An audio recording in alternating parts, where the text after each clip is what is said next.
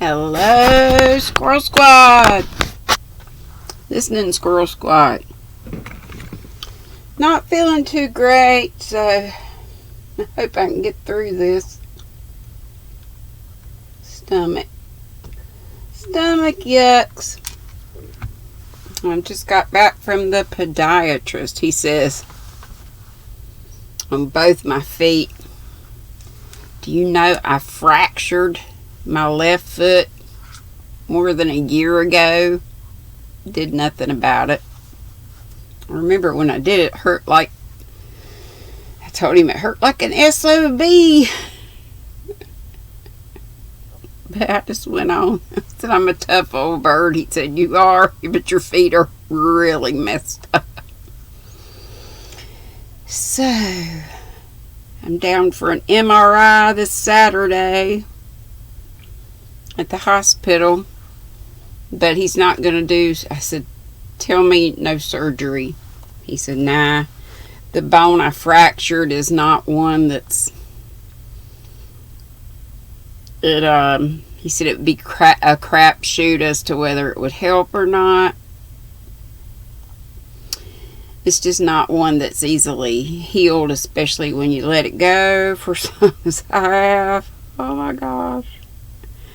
So I'll be wearing a brace of some sort, some kind of leather gizmo that I think buckles up or something for life on the left foot.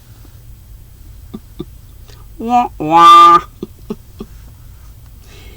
I just talk to y'all, you know. Y'all get the news here first, whether you want it or not. A captive audience. Chapter 14. Let's get out of my life and into Rose's. See what's going on. A happy birthday. The 12th of October was Rose's birthday. But no one seemed to remember that interesting fact, and she felt delicate about mentioning it, so fell asleep the night before wondering if she would have any presents. That question was settled early the next morning, for she was awakened by a soft tap on her face, and opening her eyes she beheld a little black and white figure sitting on her pillow, staring at her with a pair of round eyes very like blueberries, while one downy paw patted her nose to attract her notice. It was Kitty Comet, the prettiest of all the pussies. The comet evidently had a mission to perform, for a pink bow adorned her neck, and a bit of paper was pinned to it bearing the words, "For Miss Rose, from Frank." That pleased her extremely, and that was only the beginning of the fun, for surprises and presents kept popping out in the most delightful manner all through the day. The Atkinson girls being famous jokers and Rose a favorite, but the best gift of all came on the way to Mount Windy Top, where it was decided to picnic in honor of the great occasion.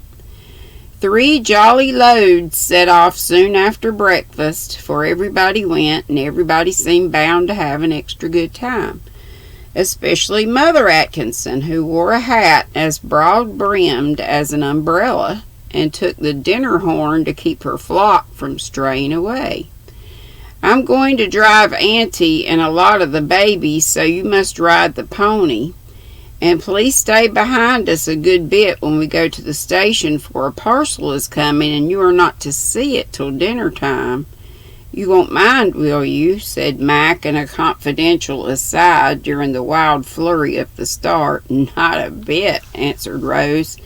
"It hurts my feelings very much to be told to keep out of the way at any other time, but birthdays and Christmas, it's part of the fun to be blind and stupid and poked into corners."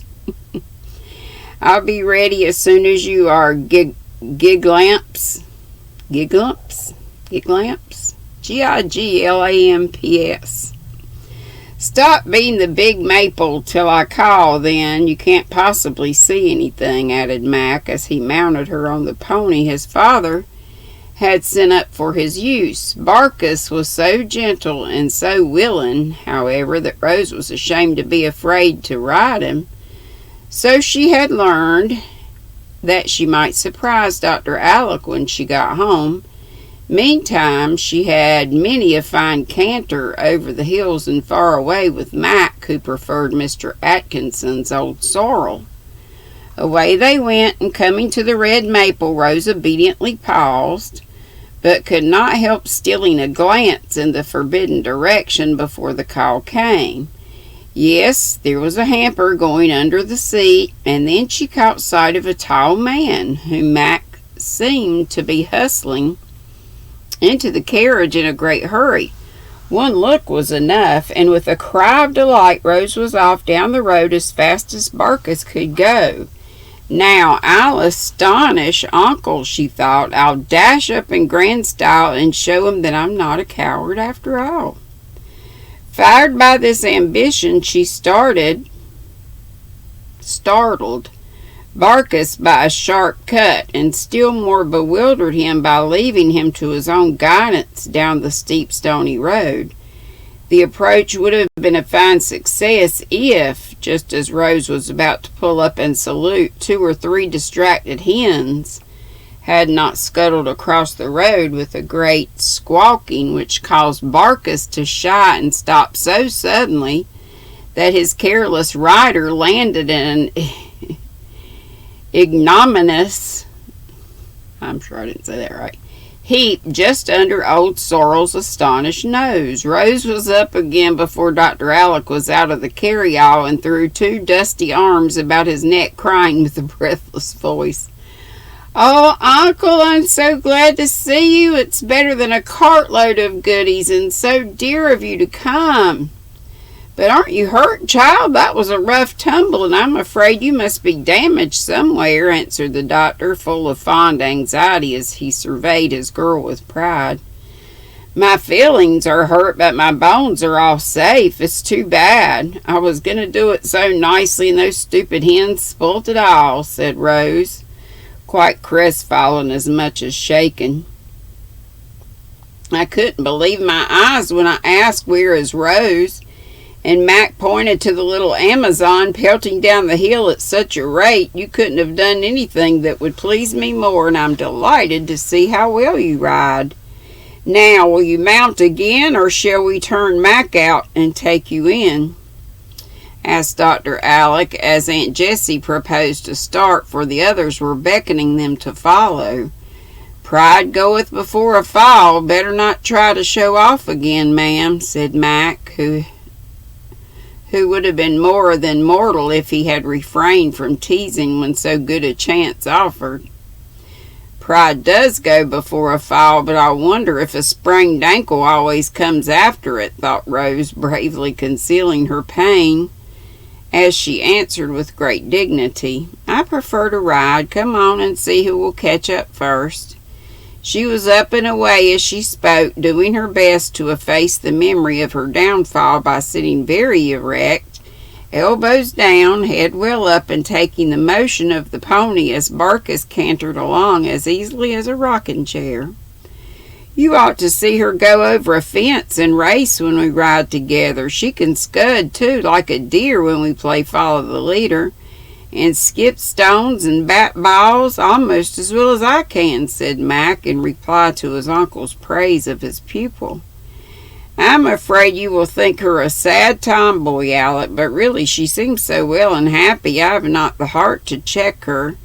She has broken out in the most unexpected way, and frisked like a colt, for she says she feels so full of spirits she must run and shout whether it's proper or not," added Miss Jessie, who had been a pretty hoyden years ago herself. Good, that's the best news you could tell me."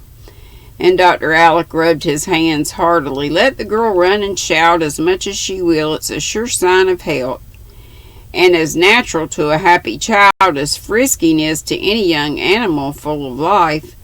Tomboys make strong women usually, and I had far rather find Rose playing football with Mac than puttering over beadwork like that affected midget. a Radney Blish.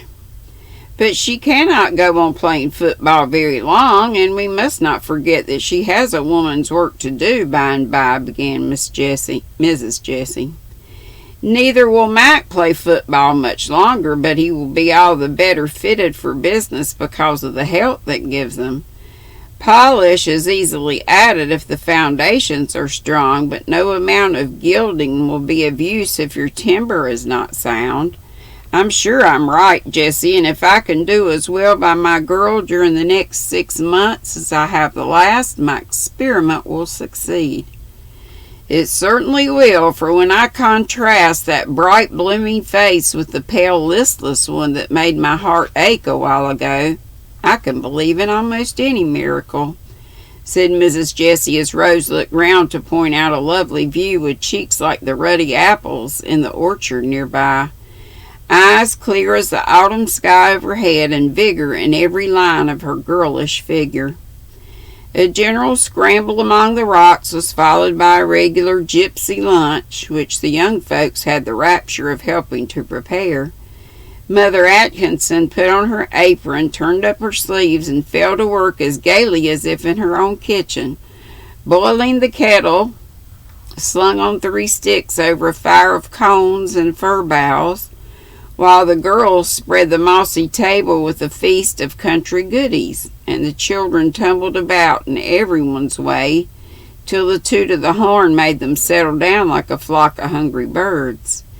As soon as the merry meal and a brief interval of repose were over, it was unanimously voted to have some charades. A smooth green spot between 2 stately pines was chosen for the stage. Shawls hung up, properties collected, audience and actors separated, and a word quickly chosen. The first scene discovered Mac in a despondent attitude and shabby dress, evidently much troubled in mind. To him entered a remarkable creature with a brown paper bag over its head. A little pink nose peeped through one hole in the middle, white teeth through another, and above 2 eyes glared fiercely. Spires of grass stuck in each side of the mouth seemed meant to represent whiskers. The upper corners of the bags were twisted like ears, and no one could doubt for a moment that the black scarf pinned on behind was a tail. This singular animal seemed in pantomime to be comforting his master and offering advice, which was finally acted upon, for Mac pulled off his boots, helped the little beast into them, and gave him a bag, then, kissing his paw with a hopeful gesture. The creature retired, purring so successfully that there was a general cry of "Cat! Puss Boots!" "Cat is the word," replied a voice, and the curtain fell. So, guessing game. Well, charades, we said. The next scene was a puzzler, for in came another animal on all fours, this time with a new sort of tail and long ears. A gray shawl concealed its face, but an inquisitive sunbeam betrayed the glitter as of goggles under the fringe. On its back rode a small gentleman in Eastern costume, who appeared to find some difficulty in keeping his seat as his steed jogged along. Suddenly a spirit appeared, all in white, with long newspaper wings upon its back and golden locks about its face. Singularly enough, the beast beheld this apparition and backed instantly, but the rider evidently saw nothing, and whipped up unmercifully, also unsuccessfully, for the spirit stood directly in the path, and the amiable beast would not budge a foot. A lively skirmish followed, which ended in the Eastern gentleman being upset into a sweet fern bush, while the better bred animal abased itself before the shining one. The children were all in the dark till Mother Atkinson said in an inquiring tone, if that isn't Balaam and the ass, I'd like to know what it is. Rose makes a sweet angel, doesn't she?" Ass was evidently the word, and the angel retired, smiling with mundane satisfaction over the compliment that reached her ears. The next was a pretty little scene from the immortal story of Babes in the Wood. Jamie and Pokey came trotting in hand, having been through the parts many times before, acted with great ease and much fluency, audibly directing each other from time to time as they went along. The berries were picked, the way lost, tears shed, baby consolation administered, and then the little pair lay down among the brakes and died with their eyes open and the toes of their 4 little boots pointed up to the daisies in the most pathetic manner. "Now the wobbin's tum. You be twite dead, Demi, and I'll peep in and see 'em. One defunct innocent," was heard to say. "I hope they'll be quick, for I'm lying on a stone and ants are walking up my leg like fury," murmured the other. Here the robins came flapping in with red scarves over their breasts and leaves in their mouths, which they carefully laid upon the babes wherever they would show best. A prickly blackberry leaf placed directly over Pokey's nose caused her to sneeze so violently that her little legs flew into the air. Jamie gave a startled "ow," and the pitying fowls fled giggling. After some discussion, it was decided that the syllable must be strew or strow, and then they waited to see if it was a good guess. This scene discovered Annette Snow in bed, evidently very ill. Miss Jenny was her anxious mamma, and her merry conversation amused the audience till Mac came in as a physician and made great fun with his big watch, pompous manner, and absurd questions. He prescribed one pellet with an unpronounceable name and left after demanding $20 for his brief visit. The pellet was administered, and such awful agonies immediately set in that the distracted mamma bade a sympathetic neighbor run for Mother Know-it-all. The neighbor ran, and in came a brisk little old lady in cap and specs with a bundle of herbs under her arm, which she at once applied in all sorts of funny ways, explaining their virtues as she clapped a plantain poultice here. Put in a pounded catnip plaster there, or tied a couple of mullein leaves round the sufferer's throat. Instant relief ensued. The dying child sat up and demanded baked beans. The grateful parent offered $50, but Mother Know-all indignantly refused it and went smiling away, declaring that a neighborly turn needed no reward and a doctor's fee was all a humbug. The audience were in fits of laughter over this scene, for Rose imitated Mrs. Atkinson capitally, and the herb cure was a good hit at the excellent lady's belief that yarbs would serve mankind if properly applied. No one enjoyed it more than herself, and the saucy children prepared for the grand finale in high feather. This closing scene was brief but striking, for 2 trains of cars whizzed in from opposite sides, met with a terrible collision in the middle of the stage, and a general smash-up completed the word catastrophe. "Now let us act a proverb. I've got one already," said Rose, who was dying to distinguish herself in some way before Uncle Alec.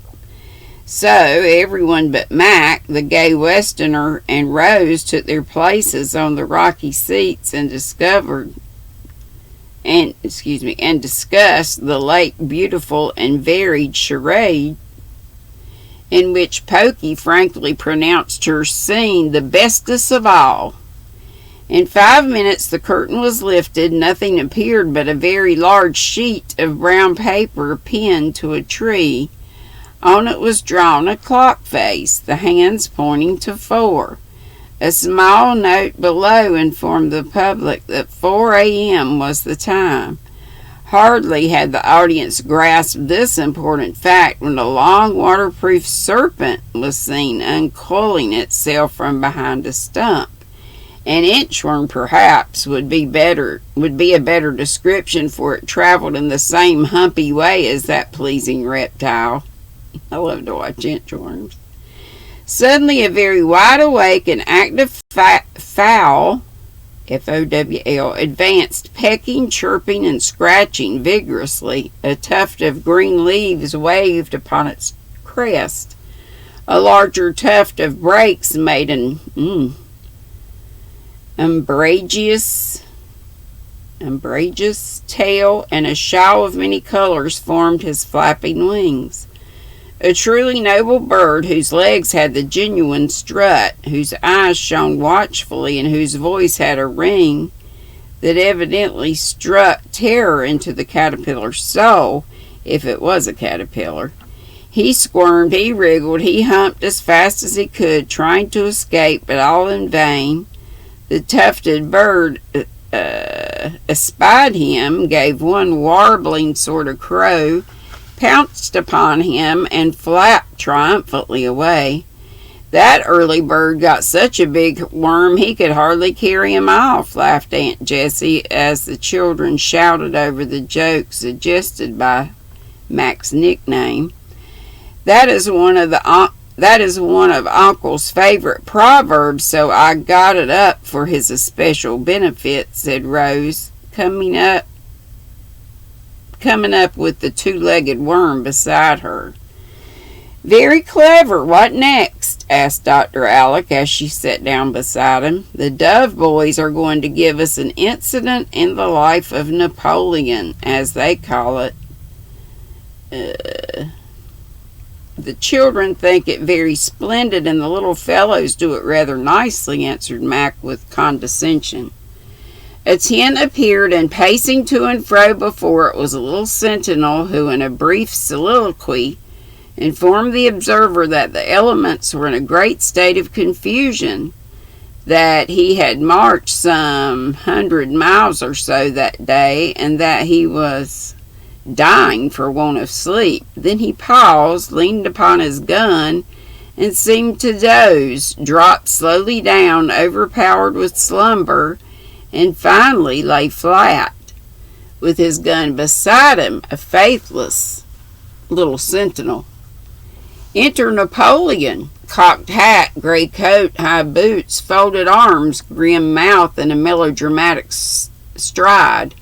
Freddie Dove always covered himself with glory in this part, and took the stage with a Napoleonic attitude that brought down the house. For the big-headed boy with solemn dark eyes and square brow was the very moral of that rascal Boney party, Mother Atkinson said. Boney, Party.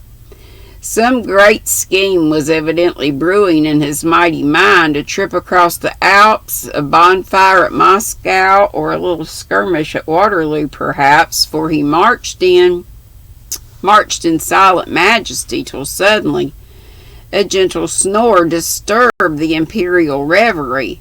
He saw the sleeping soldier and glared upon him, saying in an awful tone, "Ha! Asleep at his post. Death is the penalty. He must die." Picking up the musket, he's about to execute summary justice, as emperors are in the habit of doing, when something in the face of the weary sentinel appears to touch him. And well it might, for a most engaging little warrior was Jack, as he lay with his shako, S-H-A-K-O, half off, his childish face trying to keep sober, and a great black mustache over his rosy mouth. It would have softened the heart of any Napoleon, and the little colonel proved himself a man by relenting, saying with a lofty gesture of forgiveness, "Brave fellow, he's worn out. I will let him sleep and mount guard in his place." Then, shouldering the gun, this noble being strode to and fro with a dignity which thrilled the young spectators. The sentinel awakes, sees what has happened, and gives himself up for lost. But the Emperor restores his weapon, and with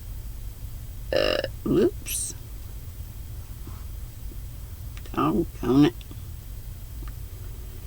Emperor restores his weapon with that smile which won all the hearts, says, pointing to a high rock whereon a crow happens to be sitting, "Be brave, be vigilant, and remember that from yon pyramid generations are beholding you."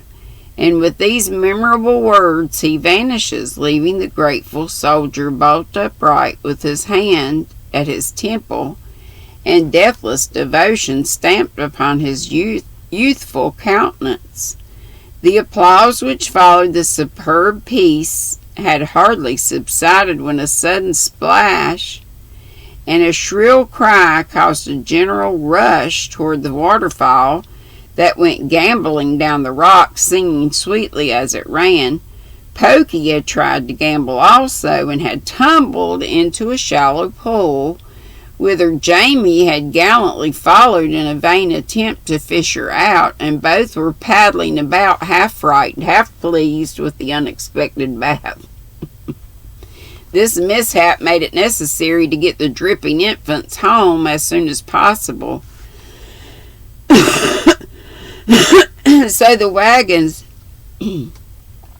were loaded up, and away they went, as merry as if the mountain air had really been oxygenated sweets, not bitters, as Dr. Alex suggested when Mac said he felt as jolly as if he'd been drinking champagne instead of the currant wine that came with a great frosted cake wreathed with sugar roses in Aunt Plenty's hamper of goodies. Rose took part in all the fun and never betrayed by look or word the twinges of pain she suffered in her ankle. She excused herself from the games in the evening however, and sat talking to Uncle Alec in a lively way that both amazed and delighted him, for she confided to him that she played horse with the children, drilled with the light infantry, climbed trees, and did other dreadful things that would have caused the ants to cry aloud, A-U-N-T-S, to cry aloud if they knew of them. "I don't care a pin what they say, if you don't mind, Uncle," she answered, when he pictured the dismay of the good ladies. It's all very well to defy them, but you're getting so rampant, I'm afraid you will defy me next, and then where are we?" "No, I won't. I shouldn't dare, because you're my guardian and can put me in a straitjacket if you like," and Rose laughed in his face even while she nestled closer, with a confiding gesture pleasant to see. "Upon my word, Rosie, I begin to feel like a man who bought an elephant and then didn't know what to do with him. I thought I had got a pet and plaything for years to come, but here you are growing up like a beanstalk, and I shall find I've got a strong-minded little woman on my hands before I can turn around. There's predicament for a man and an uncle." Dr. Alec's comic distress was mercifully relieved for the time being by a dance of goblins on the lawn, where the children with pumpkin lanterns on their heads frisk about like will-o'-the-wisp as a parting surprise. When Rose went to bed, she found that Uncle Allen had not forgotten her, for on the table stood a delicate little easel holding 2 miniatures set in velvet. She knew them both and stood looking at them till her eyes brimmed over with tears that were both sweet and sad, for they were the faces of her father and mother, beautifully copied from portraits fast fading away. Presently she knelt down, and putting her arms round the little shrine, kissed one after the other, saying with an earnest voice, "I'll truly try to make them glad to see me by and by."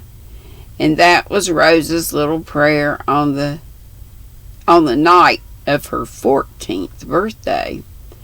2 days later, the Campbells went home, a larger party than when they came, for Dr. Alec was escort, and Kitty Comet was born in state in a basket with a bottle of milk, some tiny sandwiches, and a doll's dish to drink out of, as well as a bit of carpet to lie on in her palace car, out of which she kept popping her head in the most fascinating manner.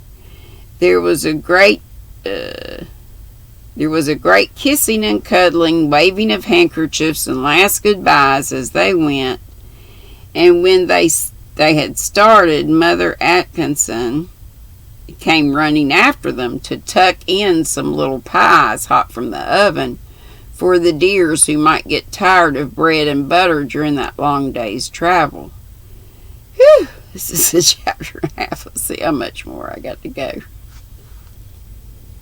Oh, we're almost done.